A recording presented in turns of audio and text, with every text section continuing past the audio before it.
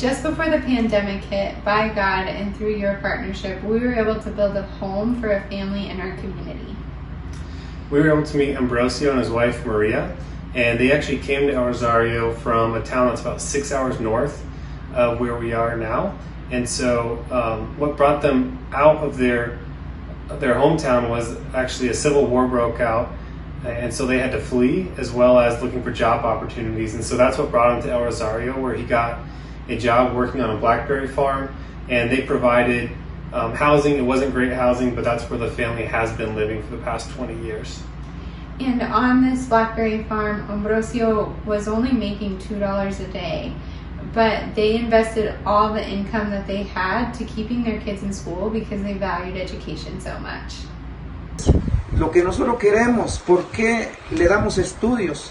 Para que ellos consigan un trabajo mejor la que hemos tenido o la que yo tengo, por decir, porque para que ellos no sufren más, porque se escucha y se ve que hay muchas discriminaciones en las empresas porque no saben leer, no saben escribir, lo hacen de menos.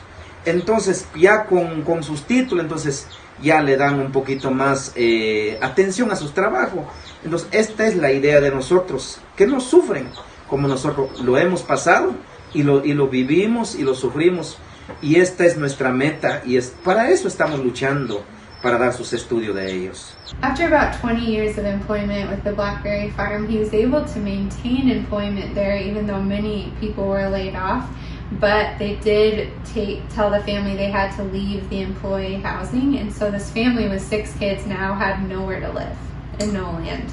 We kind of learned about their story more because when we were building a clinic last year, Ambrosio came to me and asked if he could buy the old wooden planks that we used as forms for forming up our concrete, kind of when we finished up the job. I actually just ended up giving it to him, but then when we just kept meeting with them and kind of learning more about the situation, we realized it was because they got kicked out of their house and they were using these old warped used wood just to build a structure so their family could sleep in it at night.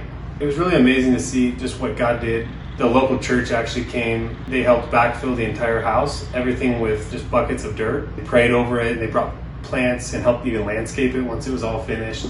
And so it was just beautiful to see that, but also to see the kingdom of God working in that we have so many of you and some donors who really donated to this project to make it happen. And so we want to take care of our neighbors.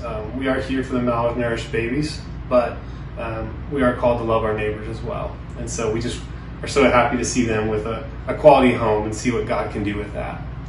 Por lo que nos dieron, y sé que no lo merecemos, pero proviene de Dios, y gracias a Dios y gracias a ustedes, que no más que todo, yo me siento feliz, mi familia, aquí en nuestro nuevo hogar, porque donde sufrí mucho, viví en la empresa un largo año, donde hay muchas cosas, hay muchas normas que los patrones dicen que no tocan eso, no agarran eso, que los niños hay que cuidarlos.